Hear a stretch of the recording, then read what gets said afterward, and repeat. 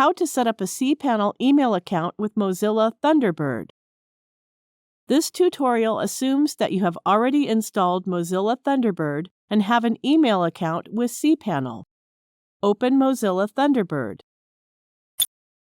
Click Menu and go to New to open a Dropbox. Now click the existing mail account. Enter your name. It will be displayed with your email messages. Enter the email address and password of the email account.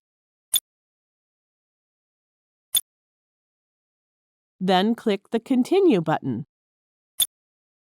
IMAP keeps email at the server and synchronizes the message across multiple devices.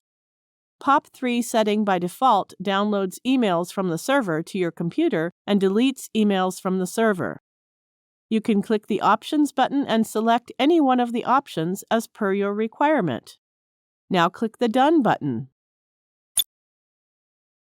Then click the Confirm Security Exception button. We have successfully set up the email with Mozilla Thunderbird. We will learn to make Mozilla Thunderbird the default mail client in another video. For now, we skip this integration. It is that email account which we set up. From here you can read, write, and manage your emails. Thank you for watching.